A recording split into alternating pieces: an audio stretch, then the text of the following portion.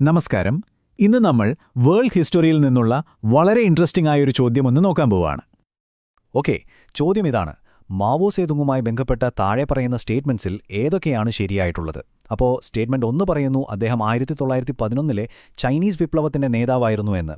Statement 2 Chinese communist പാർട്ടിയുടെ നേതാവായിരുന്നു. Statement 3 long മാർച്ചിന്റെ നേതാവായിരുന്നു. ഇനി statement 4 1949 October 1 People's Republic of ചൈനയുടെ ചെയർമാനായി അധികാരമേറ്റു. താഴെ നിങ്ങൾക്ക് എ, ബി, സി, ഡി എന്നീ ഓപ്ഷൻസും കാണാം. ശരി, ഇതിന്റെ ഉത്തരം കണ്ടുപിടിക്കാൻ നമുക്ക് ഓരോ സ്റ്റേറ്റ്മെന്റും എടുത്തൊന്ന് കീറിമുറിച്ച് പരിശോധിക്കാം, അല്ലേ? നമുക്ക് ആദ്യത്തെ സ്റ്റേറ്റ്മെന്റായ സ്റ്റേറ്റ്മെന്റ് 1 നിന്ന് തന്നെ തുടങ്ങാം.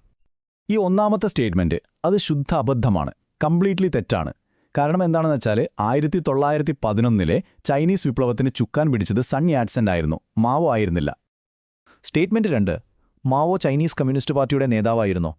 യെസ്, അത് അബ്സൊല്യൂട്ട്ലി കറക്റ്റാണ്, അതിലൊരു സംശയത്തിനും ഇടയില്ല. അടുത്തത് സ്റ്റേറ്റ്മെന്റ് 3 ലോങ് മാർച്ചിന്റെ നേതാവ്. ഇതും ചരിത്രം പഠിക്കുന്ന ആർക്കും അറിയാവുന്നൊരു കാര്യമാണ്, അപ്പോൾ അതും ശരിയാണ്. ഇനി അവസാനത്തേത് സ്റ്റേറ്റ്മെന്റ് 4 1949 അദ്ദേഹം ചെയർമാനായി എന്നുള്ളത്. അതും ചരിത്രത്തിലൊരു സുപ്രധാന ഏടാണ്, സോ അതും കറക്റ്റ് തന്നെ. അപ്പോൾ നോക്കിക്കേ, സ്റ്റേറ്റ്മെന്റ് 2, 3, 4 ശരിയാണ്. അപ്പോൾ പിന്നെ നമ്മുടെ ശരിയായ ഉത്തരം ഏതായിരിക്കും? Yes, option B. കണ്ടില്ലേ, എത്ര എളുപ്പത്തിലാണ് നമ്മൾ ഉത്തരത്തിലേക്ക് എത്തിയത്?